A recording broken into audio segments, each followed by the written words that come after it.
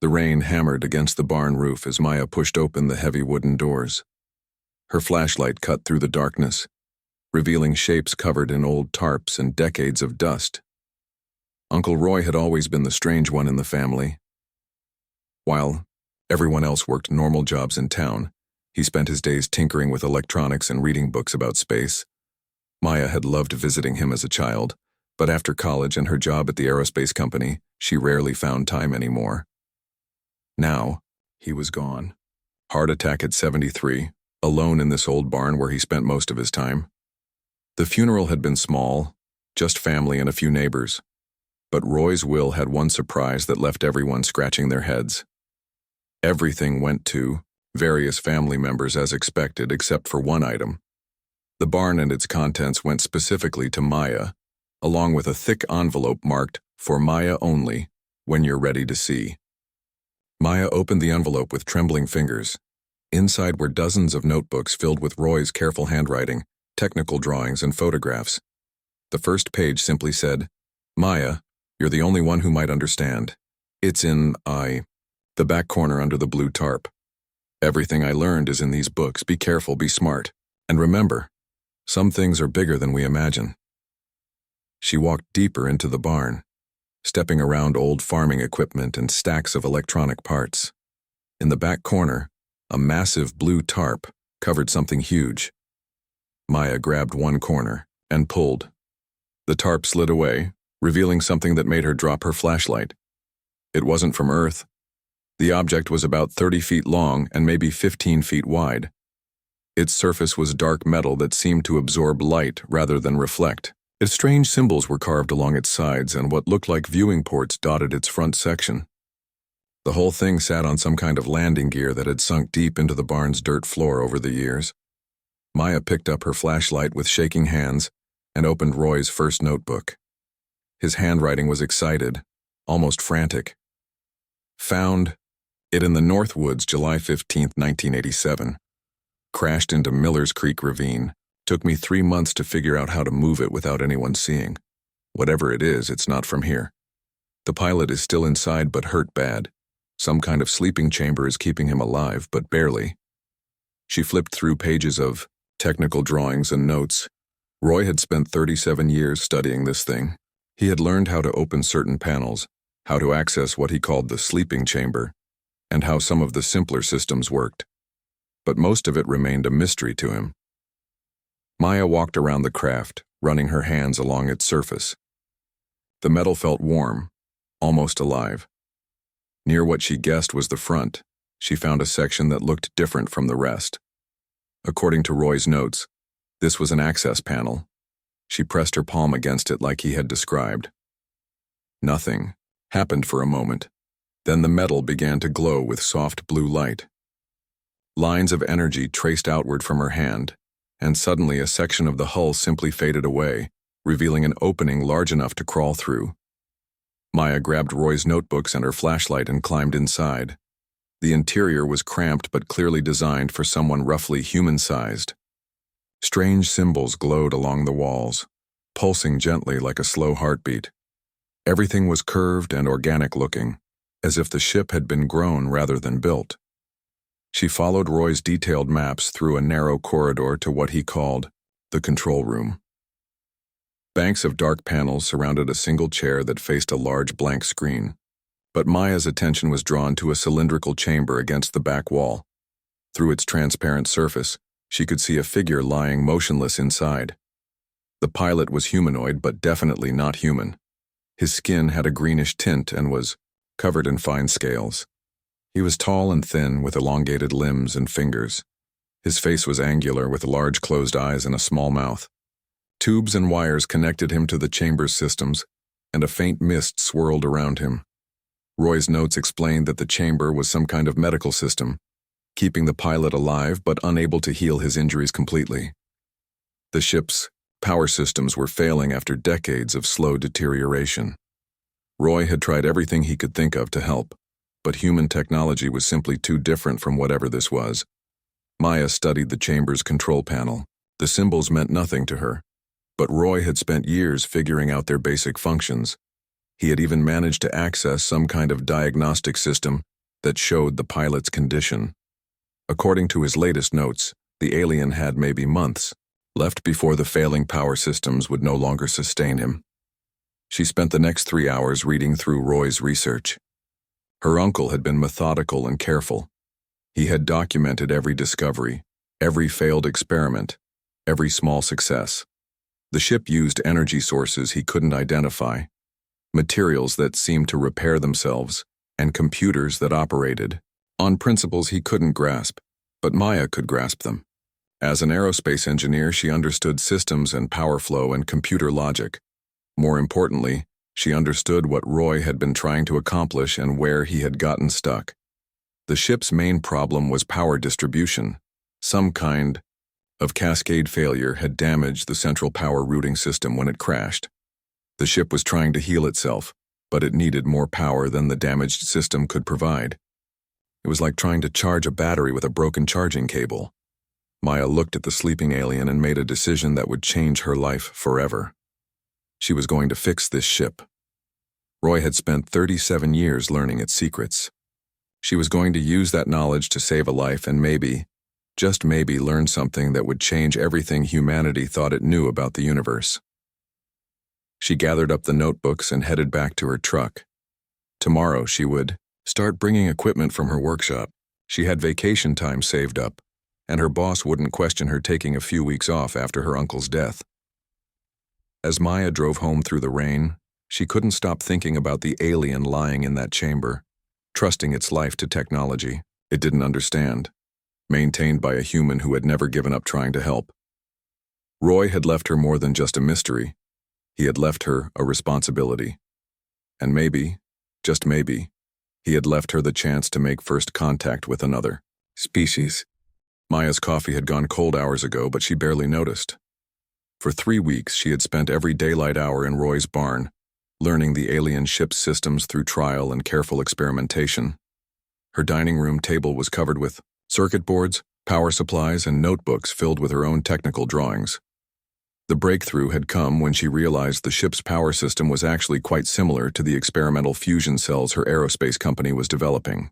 The alien technology was far more advanced, but the basic principles were the same. Once she understood that, everything else began to make sense. Maya had rerouted power through undamaged systems, bypassed the failed components, and even jury-rigged some human electronics to interface with alien systems. Roy's notes had been invaluable, but Maya's engineering background let her see solutions that her uncle had missed. Now she stood before the medical chamber, watching new lights flicker to life on its control panel. The pilot's vital signs, displayed in symbols Roy had decoded years ago, were stronger than they had been in decades. The chamber was finally getting enough power to do more than just keep him alive. According to her calculations, he should wake up soon. Maya had spent considerable time preparing for this moment.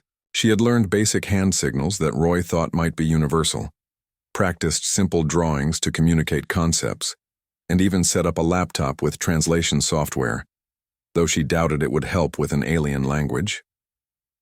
A soft chime echoed through the ship. Maya looked at the chamber and saw the pilot's large eyes slowly opening. They were golden brown with vertical pupils, and they focused on her with obvious intelligence. For a moment, neither of them moved. The alien sat up slowly, looking around the chamber with confusion. When he saw Maya, his expression became alert but not hostile. He spoke, and his voice was surprisingly melodious, though the words meant nothing to her. Maya held up her hands to show she was unarmed, then pointed to herself. "Maya," she said clearly. The alien tilted his head, then pointed to himself. "Tem," he said. His accent made the name sound like a musical note. Maya smiled and nodded. She held up one finger, then two, then three, establishing that they both understood basic counting. Tem caught on immediately and repeated the exercise. Within an hour, they had established a basic system of communication using numbers, simple drawings, and gestures. Tem was clearly surprised by his surroundings. He examined Roy's jury-rigged equipment with what looked like professional interest, running his long fingers over human circuit boards that had been connected to alien systems. When Maya showed him Roy's notebooks, his eyes widened with what she interpreted as amazement. Through careful drawing and pointing, Maya learned that Tem was some kind of engineer or technician himself. His ship had been damaged in what he illustrated as an explosion, forcing him to crash land on Earth. The medical chamber had saved his life, but the ship's failing power systems meant he would have died eventually without help. What surprised Maya was Tem's reaction to her repairs. He kept pointing at her work and making sounds that seemed approving, almost excited. When she showed him how she had rerouted power through alternate systems, he studied her modifications with intense concentration. On the second day after Tem woke up, he did something that amazed Maya. He activated systems in the ship that Roy had never been able to access. Suddenly, the blank screen in the control room came to life, displaying what was clearly a star map. Tem pointed to a distant cluster of stars, then to himself. Home. Then he showed Maya something that made her blood run cold.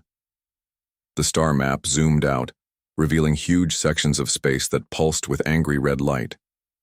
Tem's drawings showed ships, thousands of them moving through space like a dark cloud. He drew pictures of planets, then crossed them out. Whatever these things were, they destroyed entire worlds. Tem pointed to the red sections, then drew a timeline showing them moving, closer to Maya's part of the galaxy. His message was clear. Something terrible was coming, and it would reach Earth eventually. Maya spent the next several days learning more about both Tem and the threat he had fled. His people, the Keth, had been part of some kind of galactic civilization. But something called the Void Swarm was consuming everything in its path. Tem had been carrying information about this threat when his ship was damaged. What fascinated Maya was how impressed Tem seemed with her repair work. Through their improving communication, she learned that her solutions were completely unlike anything his people would have tried. Where Keth technology was elegant and efficient, human engineering was redundant and robust. Maya had fixed his ship by adding backup systems to the backup systems, creating multiple pathways for power and data. Tem showed her that his scout ship had been designed for speed and stealth, not combat. It was meant to gather information and run away, not fight. But Maya's modifications had changed its basic nature. Her redundant systems made it incredibly difficult to disable, while her human-designed interfaces made it adaptable in ways that surprised even Tem. Maya realized that Tem was studying her as much as she was studying him. He watched how she approached problems, how she tested solutions, how she built things. His people apparently thought in straight lines while humans seemed to think in spirals, approaching problems from unexpected angles. When Tem activated the ship's fabrication systems and showed Maya how they worked, she immediately began imagining improvements. The alien technology could create materials and components at the molecular level, but it was limited by its original programming. Maya saw ways to combine human engineering principles with alien manufacturing capability. She showed Tem her ideas, through drawings and crude models. His reaction was immediate and excited. He began working alongside her, teaching her how to use the ship's systems while learning from her unconventional approaches to problem-solving. Together, they began modifying the ship in ways that neither human nor alien technology could have achieved alone. Maya's redundant design philosophy merged with Keth precision engineering, her brute force solutions combined with alien elegance. After 2 weeks of working together, they had transformed Tem's simple scout ship into something entirely new. It still looked the same from the outside, but its internal systems were a hybrid of human ingenuity and alien advancement. Maya realized she had crossed a line she could never uncross. She was no longer just helping an injured alien. She was actively participating in creating technology that was beyond anything either species had developed independently. As she looked at their work, Maya wondered if this was how humanity would always interact with alien technology, not by copying it, but by improving it in ways its creators never imagined. She had a feeling that the galaxy was about to learn something new about human potential. And with the Void Swarm moving closer to Earth, they were going to need every advantage they could create. The ship hummed with new life as Maya ran her hand along a control panel that hadn't existed a week ago. Working with Tem had opened possibilities she never could have imagined. The alien fabrication systems could create anything she could design, and Maya's engineering background let her envision combinations that amazed even Tem. Maya had learned that Keth engineering followed strict efficiency principles. Every system served a single purpose. Every component was perfectly optimized and nothing was wasted. It was beautiful in its elegance, but Maya saw it differently. Human engineering was messy, redundant, and inefficient by Keth standards, but that messiness made it incredibly adaptable. "Look at this," Maya said, pointing to a schematic on the ship's display. She had learned enough of Tem's language to communicate basic ideas, while he had picked up English with surprising speed. Tem studied her design, with the expression she had learned meant deep concentration. Maya was proposing to add what humans would call a backup life support system, but her version would do much more than just provide air and heat. It would monitor the ship's entire operational status, learn from every situation, and adapt its responses automatically. "Inefficient," Tem said, but his tone was curious rather than critical. "Why 3 systems when one perfect system sufficient?" "Because perfect systems break," Maya replied. "Human systems expect to break, so they keep working even when parts fail." She activated a simulation showing how her proposed system would handle damage. In the Keth version, a single critical hit would disable life support. In Maya's version, the ship would automatically reroute through alternate systems, seal damaged sections, and maintain full function even with 60% of the components destroyed. Tem's large eyes widened. His people designed ships to avoid being hit. Maya designed them to survive being hit. Over the next few days, they integrated Maya's philosophy throughout the entire ship. The propulsion system gained multiple backup engines and redundant power feeds.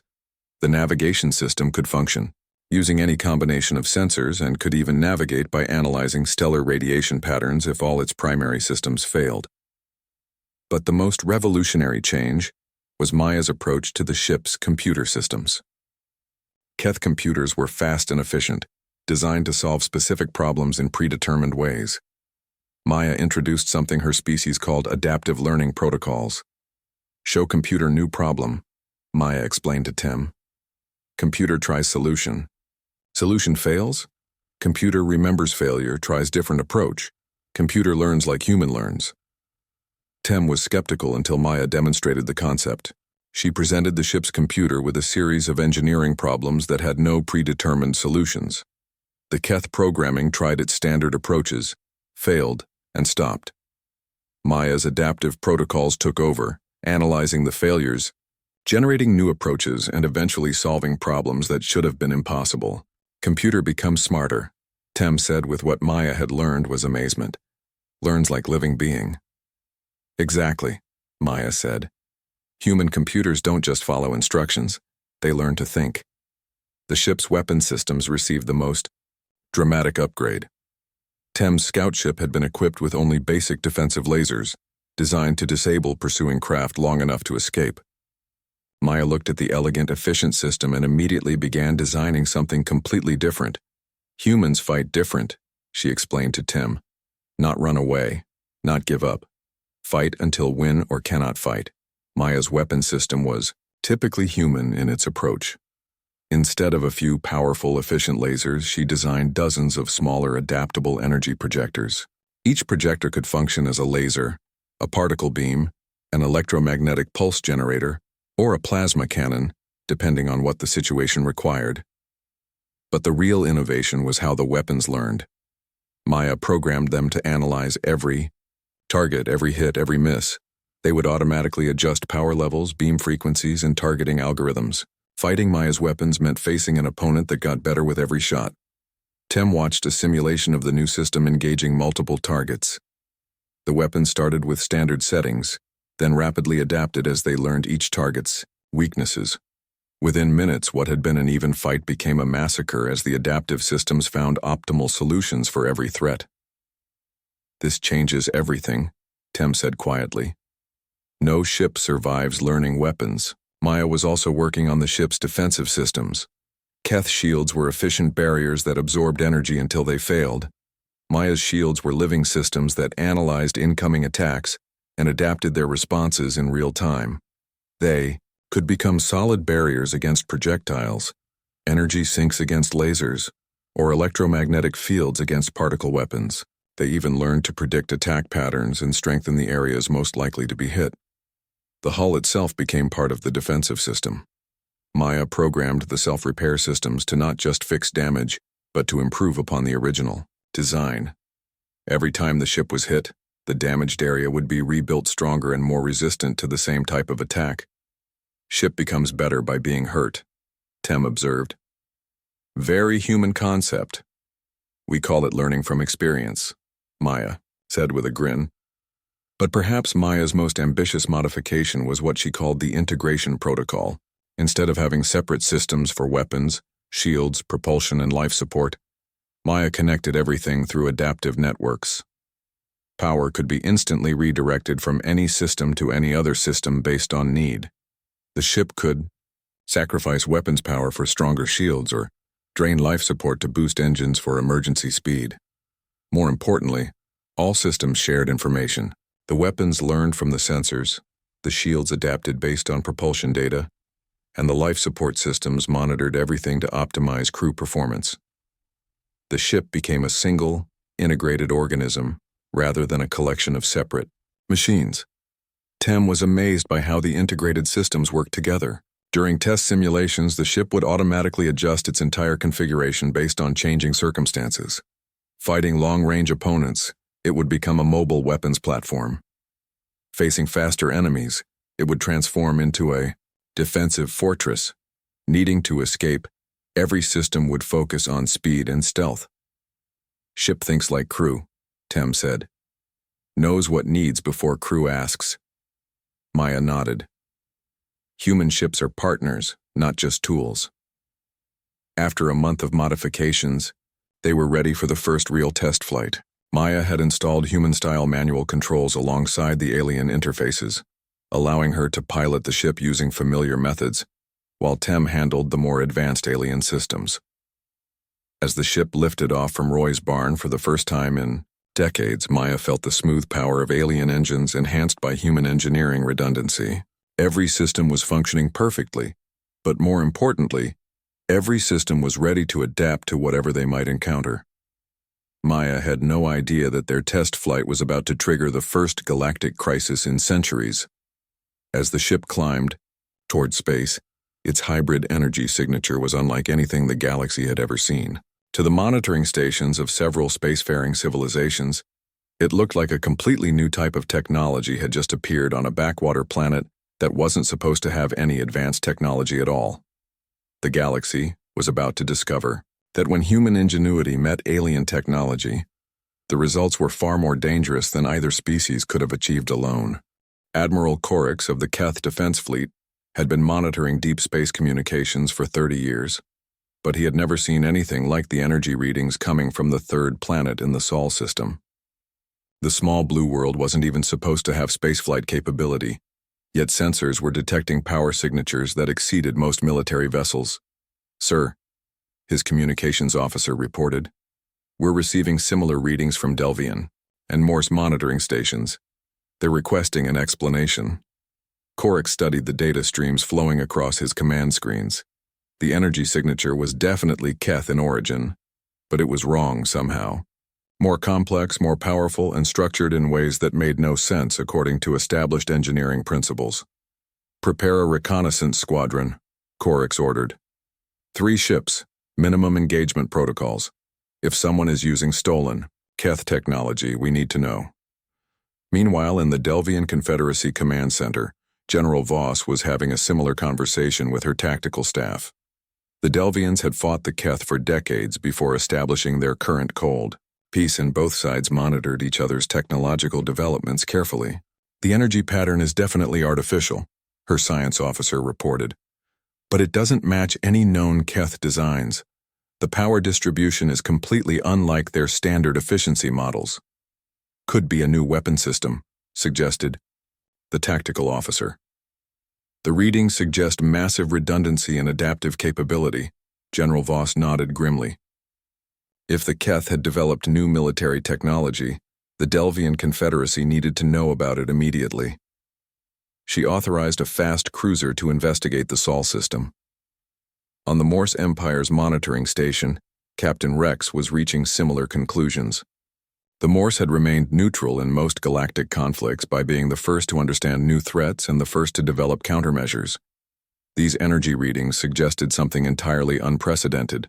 "Analysis complete, sir," his technical specialist reported. "The power signature suggests a vessel with capabilities far exceeding our projections for current Keth technology. Adaptive systems, learning protocols, and integration complexity beyond our current understanding." Captain Rex authorized a stealth probe to investigate. The Morse Empire would not be caught unprepared by new military developments. Maya had no idea that 3 different military forces were converging on Earth as she completed her first orbital test flight. The hybrid ship handled beautifully, responding to her commands with smooth precision, while its adaptive systems continuously optimized performance. "All systems operating at peak efficiency," Tem reported from his station. "Human modifications exceeded all projections." Maya grinned as she maneuvered the ship through a complex series of turns and accelerations. The integrated systems automatically balanced power distribution, adjusted shield configurations, and optimized engine output without any input from her. It was like flying a ship that could think. "Let's test the defensive systems," Maya said, activating a simulation program that would present the ship with various threat scenarios.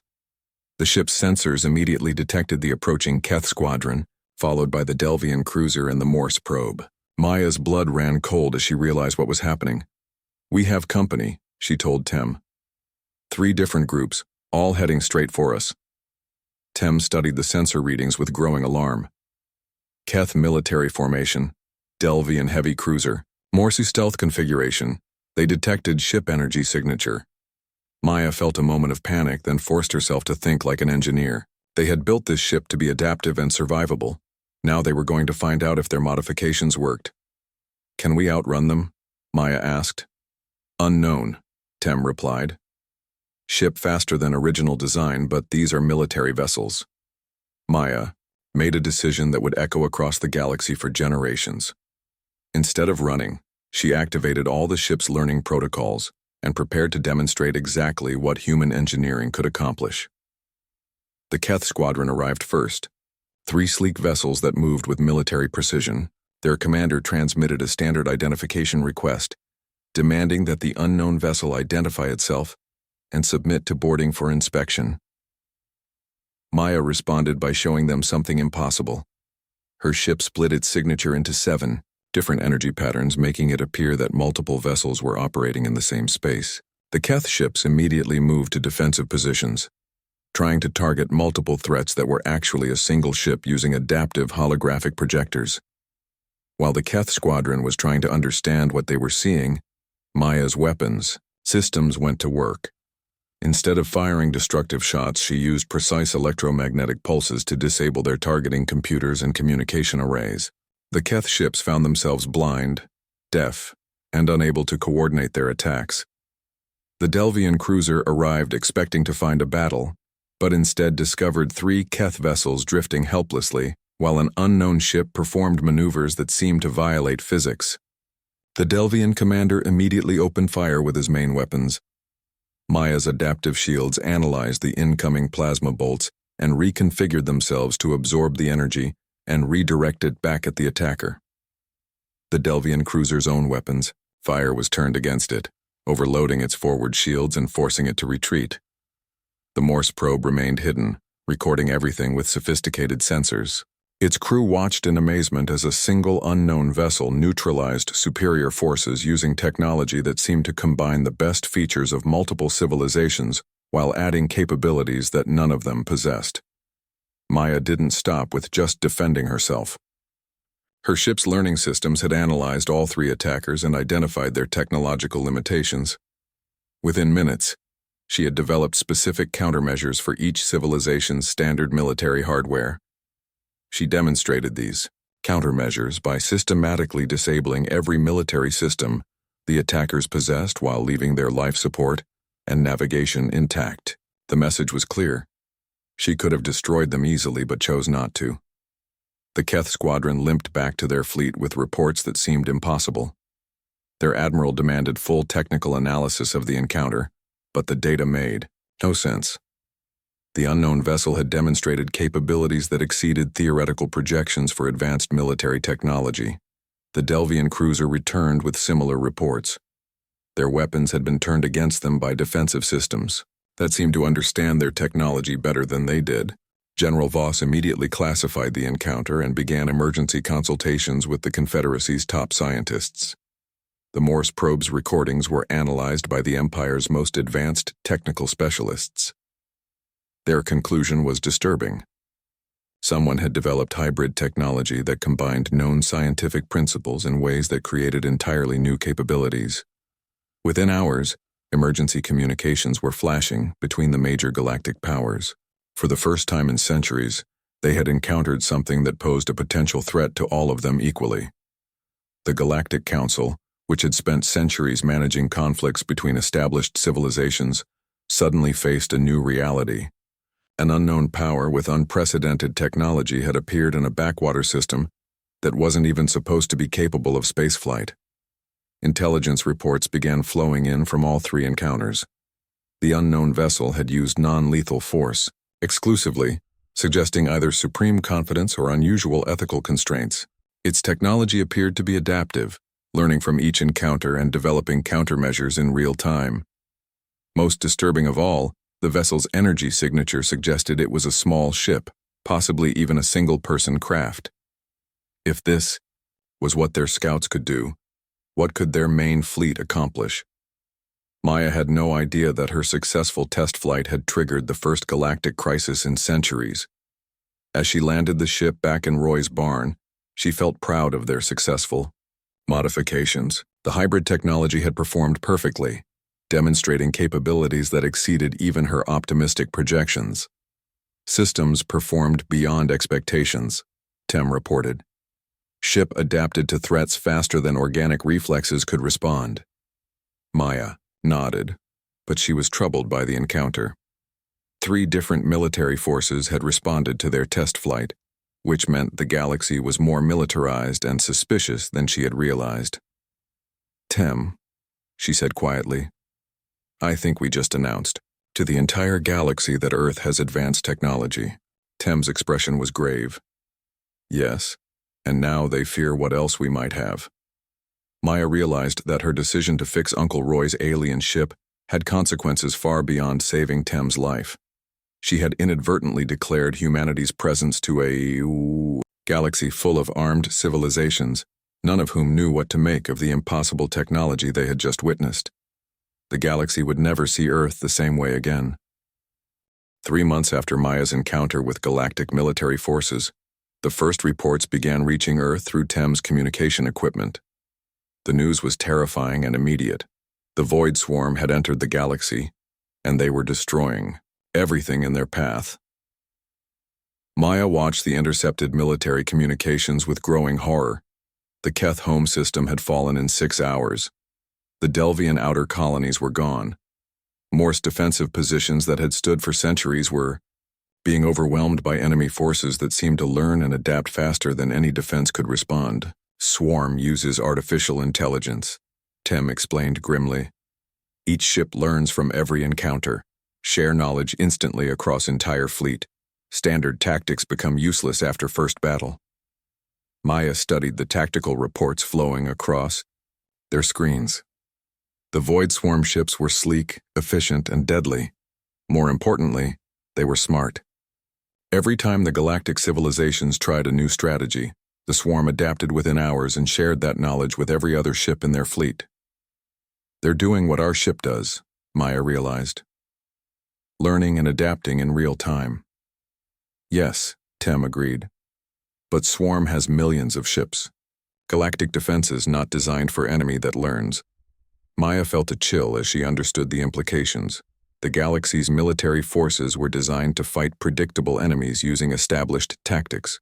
Against an adaptive artificial intelligence that learned from every encounter, conventional warfare was useless. Then the emergency transmission arrived that changed everything. It was a desperate message from Admiral Corix, the same Keth commander who had tried to intercept Maya months earlier. Unknown vessel from Sol system. The transmission began. Our civilizations require assistance. The Void Swarm has adaptive capabilities similar to technology you demonstrated. Standard military responses are ineffective. We request immediate consultation regarding defensive strategies. Maya looked at Tim in amazement. They're asking for our help. Galactic Council authorized direct communication. Tim confirmed. First time in history, they acknowledge primitive world as equal power. Maya realized that her hybrid ship represented something the galaxy desperately needed. Technology that could out-adapt an adaptive enemy. The question was whether one small ship could make any difference against millions of swarm vessels. We have to try, Maya said. If the swarm reaches Earth, humanity won't survive. The first major battle took place at Kepler Station, a massive defensive complex protecting one of the galaxy's most important trade routes.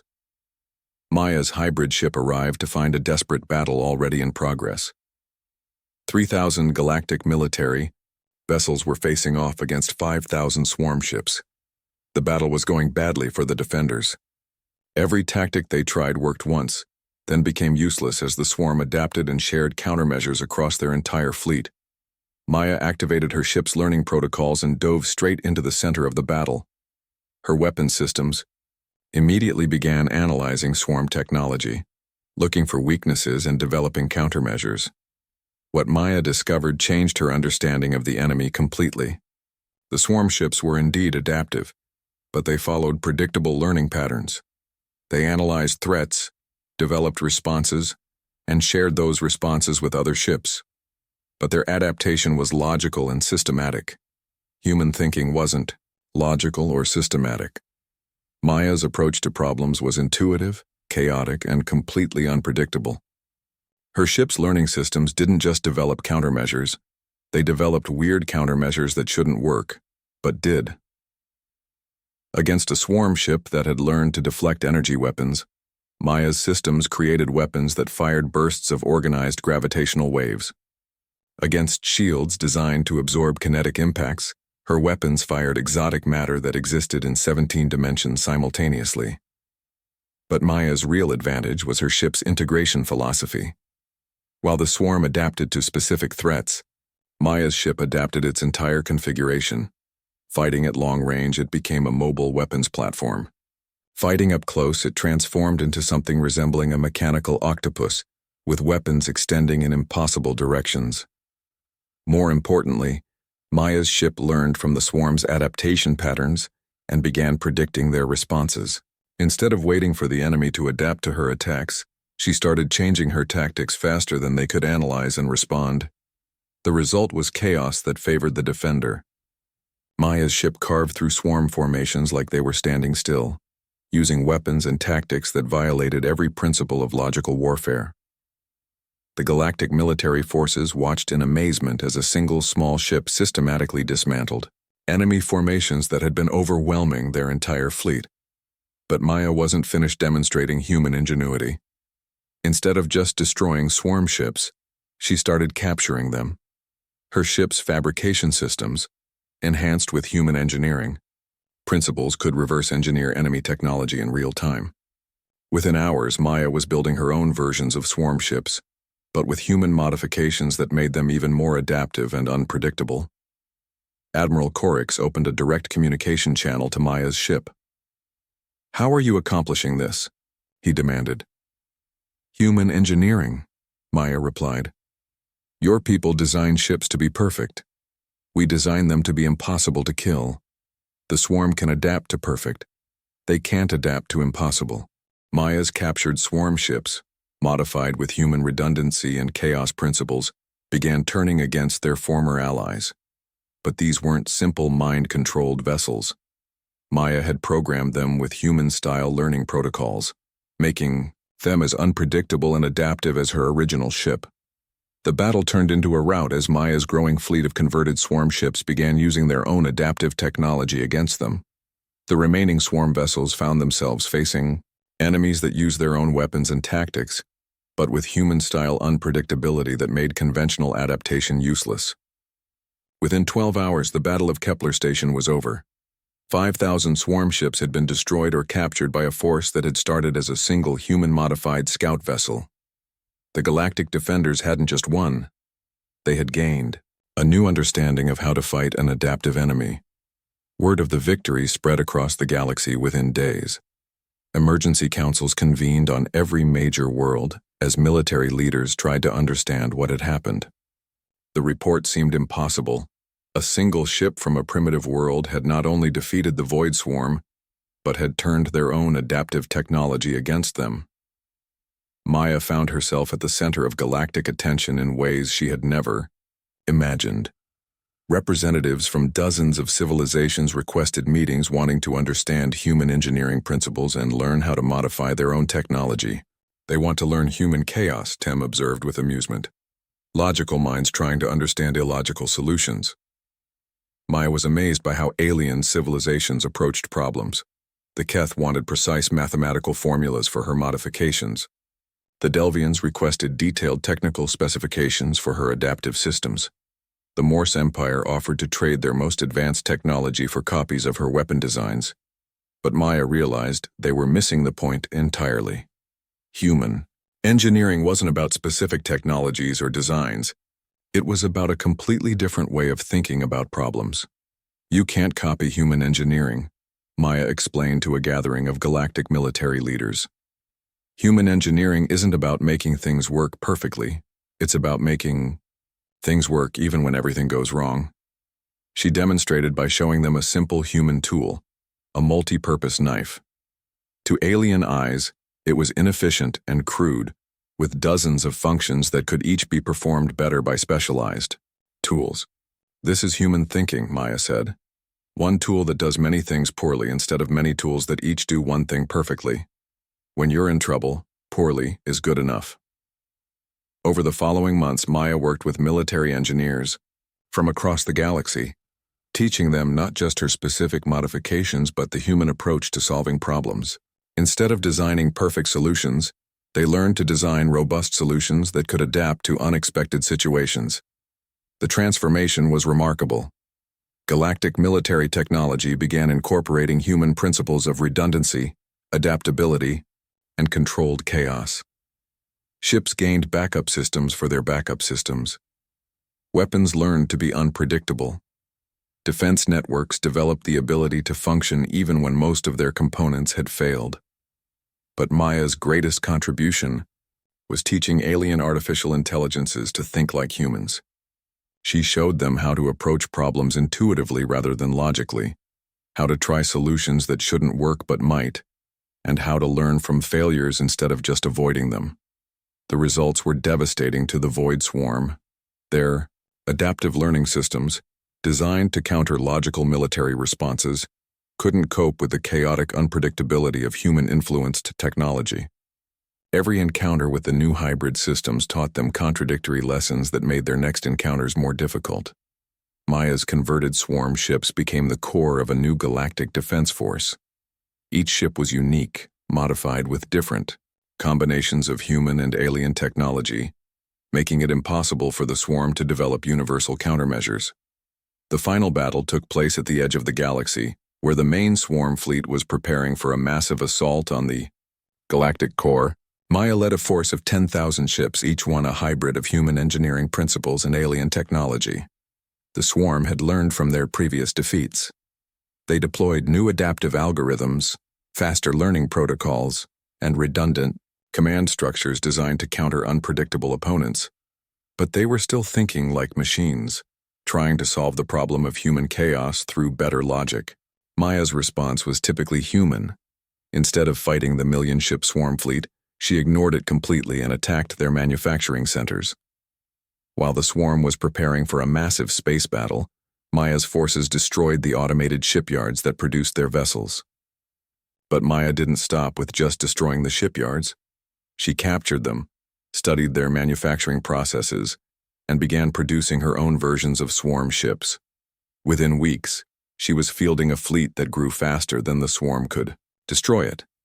The swarm's adaptive protocols couldn't cope with an enemy that turned their own advantages against them. Their learning algorithms became confused when faced with human-modified swarm ships that fought using swarm technology, but with human unpredictability. The war ended not with a climactic battle, but with the gradual collapse of swarm coordination, as their adaptive systems became overwhelmed by contradictory data. Maya's chaotic approach to warfare had introduced so much unpredictability into their learning networks that they essentially suffered the artificial intelligence equivalent of a nervous breakdown. Maya returned to Earth 6 months later as the most famous human in galactic history. The Galactic Council, which had never acknowledged Earth's existence, formally recognized humanity as a major galactic power and offered membership in the galactic community. Standing in Roy's old barn, looking at the ship that had started everything, Maya reflected on how much had changed.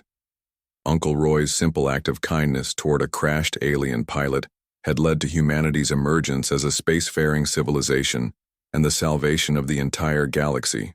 Earth ready for galaxy, Tem observed, studying readouts from his communication equipment. Hundreds of civilizations requesting human engineering assistance, trade agreements, cultural exchanges, military cooperation treaties. Maya nodded, but she was thinking about the future. Humanity had proven that their chaotic, inefficient, redundant approach to engineering could solve problems that perfect alien technology couldn't handle. The question now was, what would happen when human unpredictability met the broader challenges of galactic civilization? She had a feeling that the galaxy was about to discover that humans were just as unpredictable in peace as they were in war. And maybe, just maybe, that was exactly what a universe full of logical, efficient, perfect civilizations needed to keep growing and adapting to whatever challenges the future might bring. Maya smiled as she powered up the ship's systems for another flight. Uncle Roy would have been proud to know that his curiosity and kindness had changed the galaxy forever. Now it was time to see what other impossibilities humanity could accomplish among the stars.